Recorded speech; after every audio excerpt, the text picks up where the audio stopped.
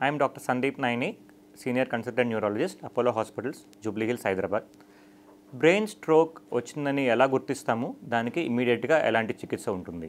So brain stroke అంటే paralysis అని కామన్గా ఏదైతే అంటామో అది బ్రెయిన్ స్ట్రోక్ వల్ల వస్తూ ఉంటుంది. సో బ్రెయిన్ స్ట్రోక్ వచ్చినప్పుడు మూతి పక్కకు వెళ్ళడం, మాట సరిగ్గా రాకపోవడం, చెయ్యి కానీ కాలు కానీ లేపలేకపోవడం, నడక సరిగ్గా నడవలేకపోవడం, ఈ లక్షణాలు ఎవరికన్నా సడన్గా వచ్చినట్టయితే మాత్రం ఇమ్మీడియట్గా వాళ్ళని హాస్పిటల్కి, అది కూడా టెర్షరీ కేర్ సెంటర్ అంటే మేజర్ హాస్పిటల్కి తీసుకువెళ్లాల్సిన అవకాశం ఉంది. ఎందుకంటే వాళ్ళకి ఇమ్మీడియట్గా ఒక స్పెషల్ ఇంజెక్షన్ ఇవ్వడం ద్వారా మనం ఈ స్ట్రోక్ని రికవర్ చేయడానికి పాసిబిలిటీ ఉంటుంది. ఈ ఇంజెక్షన్నే మనం థ్రాంబోలైసిస్ లేదా టీపీఏ అంటాము. ఈ ఇంజెక్షన్ స్ట్రోక్ స్టార్ట్ అయిన 4.5 గంటల లోపలే మనం ఇవ్వడానికి పాసిబిలిటీ ఉంటుంది. దాని తర్వాత అది ఇచ్చినా కూడా పనిచేయదు, లేకపోతే దానివల్ల సైడ్ ఎఫెక్ట్స్ ఎక్కువ వస్తాయి. సో ఈ ఇంజెక్షన్ ఎవరు ఇస్తారు అంటే ఈ స్ట్రోక్ లక్షణాలతో పేషెంట్స్ ఎవరైనా వచ్చినప్పుడు వెంటనే బ్రెయిన్ స్కాన్ చేసి ఇది స్ట్రోక్ అని కన్ఫర్మ్ చేసి ఆ ఇంజెక్షన్ మేము అడ్మినిస్టర్ చేస్తాము.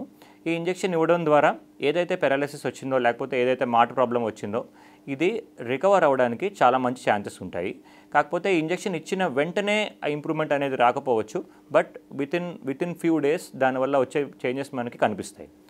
ఈ ఇంజెక్షన్ కాకుండా స్ట్రోక్కి వేరే ఏం ట్రీట్మెంట్ ఉంటుంది అంటే, స్ట్రోక్ వచ్చిన తర్వాత లైఫ్ లాంగ్ కొన్ని blood thinner medications, Ecosprin, clopidogrel ఇలాంటి మెడికేషన్స్ లైఫ్ లాంగ్ వాడాల్సిన అవసరం ఉంటుంది. And one more important treatment for stroke is rehabilitation. అంటే ఫిజియోథెరపీ అనేది స్ట్రోక్ ట్రీట్మెంట్లో చాలా ఇంపార్టెంట్. సో స్ట్రోక్ వచ్చిన తర్వాత ఆ వీక్నెస్ కానీ, మాట ప్రాబ్లం కానీ, మింగే ప్రాబ్లం కానీ ఇవన్నీ రికవర్ అవ్వడానికి చాలా టైం పడుతుంది. ఆ పీరియడ్లో ఫిజియోథెరపీ అండ్ రీహాబిలిటేషన్ అనేది చాలా important.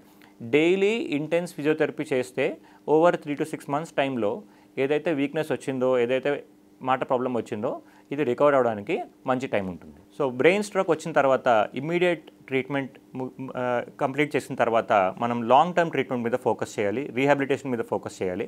So generally brain stroke వచ్చిన పేషెంట్స్ వాళ్ళు స్టేబుల్ అయిన తర్వాత, అంటే లైఫ్ థ్రెటనింగ్ కండిషన్ నుంచి బయటపడిన తర్వాత వాళ్ళని మెడికేషన్స్ మీద పెట్టి డిశ్చార్జ్ చేస్తాము. దాని తర్వాత వాళ్ళని రీహాబ్ సెంటర్లో ఉంచితే బెటర్గా ఉంటుంది, లేకపోతే ఇంట్లోనే రీహాబ్ అరేంజ్ చేసుకుంటే బెటర్గా ఉంటుంది.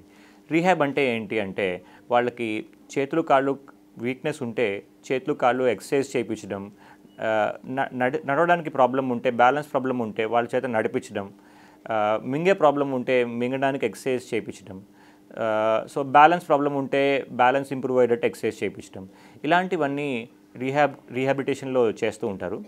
ఇది డైలీ బేసిస్లో చేయాల్సింది. వీక్లీ వన్స్ కానీ అప్పుడప్పుడు చేస్తే సరిపోదు.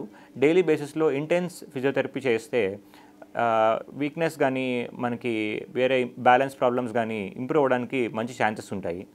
సో అదర్ దాన్ రీహాబ్ వేరే ఏమి జాగ్రత్తలు తీసుకోవాలి ఒకసారి స్ట్రోక్ వచ్చిన తర్వాత అంటే, స్ట్రోక్ వచ్చిన తర్వాత లైఫ్ లాంగ్ మందులు అయితే వాడుతూ ఉండాలి. అదేవిధంగా స్ట్రోక్ రావడానికి మెయిన్ కారణం sugar, BP, smoking, so and sedentary life style.